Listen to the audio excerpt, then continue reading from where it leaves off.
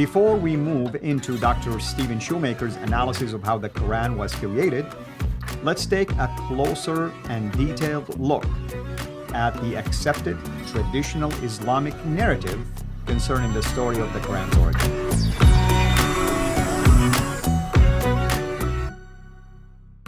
I think we're getting into the nitty-gritty of the name of the book itself, which is Creating the Quran. Yeah, and what Shoemaker does from the very get-go, he first gives the Islamic narrative itself, the standard Islamic narrative or the traditional approach. And to do that, what I like to do is just kind of give an overview of what he's saying, because we do have to delve into that. Obviously, from what the traditions say is that it was first written down 634, and then rewritten in 652, and then this one that was written in 652 became the final exemplar that was then sent to all over the world, and that was the one that we have in our hands today. That there's no other manuscript that disagrees with it, is what they would say. Now, besides the problem of preservation, we're not going to get into that right now. Let's just talk about that original creation, the original compilation. To do that, I'd like to look at a graph, and we'll put it up on the screen right here. This graph of Sahih Bukhari, because you've got to go back to Sahih Bukhari, you've got to go to volume 6, and you've got to go to hadith number 509. So let's put it up on the screen here, and let's look at it, and let's see what it's actually saying. Okay, hold back. We don't have that graph. We can totally put it up. And it's slide number 22. Sorry, I should have told you this. Slide number 22. All good. It might not be 22. It might be 23 now, because I think you put another slide in there. No, I'm seeing it at 22 so far. Maybe I put another slide on this. Is that it to your right? That's it right there, yeah. And then I'll be going to the next slide after that.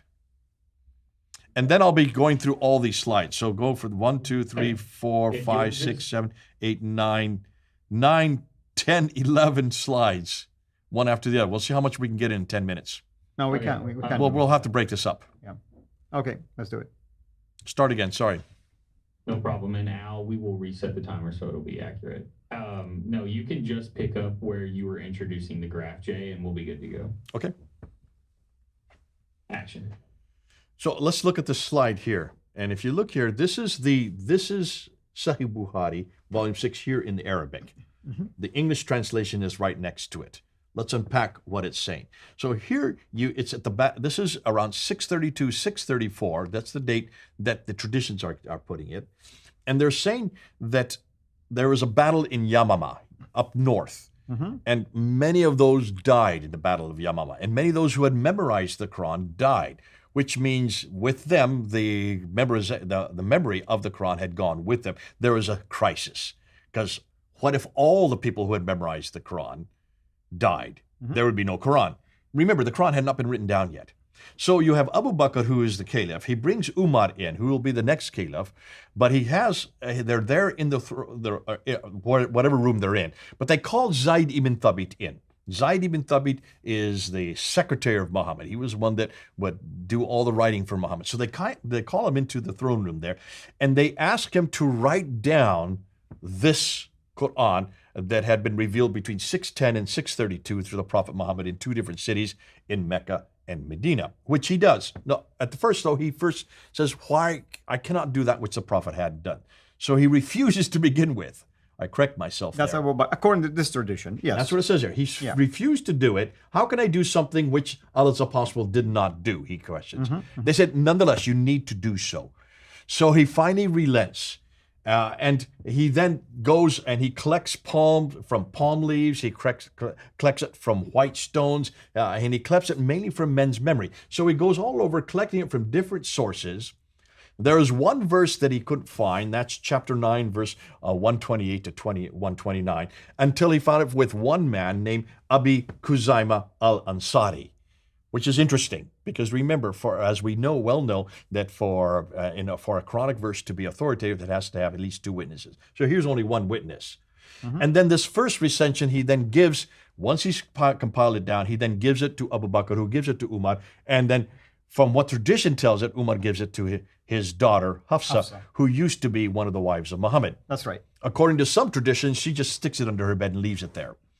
So that's Hadith Numbers 509 from chapter 6. Let's go to the next slide, because then the very next page of this hadith is 510. And 510 continues on in Arabic, but let's just summarize what it's saying here in English. Now we have another battle, and this is now 20 years later. So that was 632, now we're in 652. 20 years later, and now Uthman is in power. Abu Bakr has died. Umar has come to power. He is killed. Assassinated, exactly. He's assassinated in 644. Uthman, the third caliph, comes to power in 644. We're now in 652, so 20 years after the first recension was given to Hafsa, who leaves it under her bed. They're having a problem way up in Azerbaijan. So this is a second battle. Well, there's been other battles too, but this is another big battle. And so those from Medina, from the Hijaz, they go up to Azerbaijan and they battle against the Azerbaijanis. They win against them, and then they go to the mosque to celebrate and to pray. As they're praying, they're there with Syrians and Iraqis who come together, and there's they're praying. They're listening to these guys praying, which are references, and these are collections of the Quran in the prayer, because the prayer are Quranic verses, and they're noticing that they're not praying the same verses, that these are different renditions of the same verses. Well, they start coming to blows. How dare you say this? This is how you're supposed to. And they start coming to blows. Udaifa, who is in charge of that contingent, comes back down to Medina. He goes to Uthman. He says, we got a problem. We heard different Qurans being recited up there by the Iraqis and the Syrians, those from what is that then would have been Stesfan, later becomes Baghdad, and also to Damascus. We're hearing different Qurans. We must not be like the Christians who have many, many Bibles. We must have just one Quran. Therefore, you must commission one more rendition. So Uthman agrees with him, and he has Zayd ibn Thabit, the same guy that wrote the first one, he has him come up to get that copy that Hafsa had under her bed, bring it back out, and to rewrite the Quran. Now, this is what's interesting. They're to write it. He gives them 3 people to help them out. And the 3 people are Az-Zubair, Alas, and Ibn Hisham, according to here. These are the 3. Who are these 3 guys? Do you know who they are? I don't know if you know them. These are actually the son-in-laws of Uthman. I mean, you mean the ones who are the members. The 3 that are supposed to help Zayd ibn Thabit out are son-in-laws. They have no idea what they're doing. They have no expertise. Their only reason for being there is to keep it in the family. He wants to make sure that this is retained by his own family members. It's no joke. It is called the Uthmanic Rasm, the Uthmanic Quran. So it's no joke. It is kept in the family. And then he says an interesting thing. He says, if you have any disagreement between the 4 of you, wait a minute, didn't already Zayd ibn Thabit write the entire Quran? Isn't it right there in his hand already? How can you have a disagreement? It's already written down. I mean, you would think they would have taken the Hafsa copy and just made copies of it. You think, okay? Yep. But what does he say? Write it in the Qurayshi dialect. Hold on to that. We're going to get to that. But I thought there were 7 different ways. Hold on a minute. We're going to get to that. That's all coming up. Yeah. What did he do next? He then took all the other Qurans that disagreed with it and burned them. Hold on, don't say anything yet. We're going to get to that. There's another episode we're going to have to unpack that. Critical analysis, right?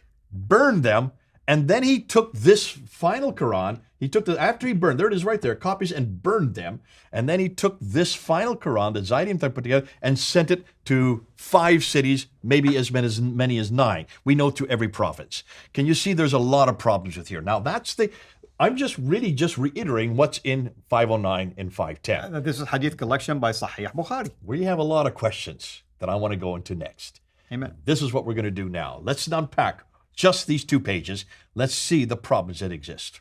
Absolutely, and I hope everyone is listening to what Dr. J is sharing with us. He and I talked about this multiple times. I mean, we have a whole video series called The Quran Conundrum, where we address things like this and many other ones that are critical assessment of the Quran. Putting this book aside, putting this book that we've been analyzing right now, calling Creating the Quran by Stephen Shoemaker, just putting it aside, by looking at these hadith or sahih collections, you can see the problem already. And you can see why Shoemaker also is having really some tension, let's call it, with, basically the standard Islamic narrative as opposed to, for instance, doing a real historical critical analysis of, in this case, the emergence of the Quran. Until next time, have a blessed day. Thank you for watching this video. Be sure to like and subscribe to our channel, Sira International, and click on the bell so that you receive notifications whenever we publish a new video or go live. I would also like to appeal to you to consider becoming a Patreon patron by clicking the link right below. By doing so, you can give towards the production of these videos. There are also other options for you where you can give to our channel. I thank you from the bottom of my heart.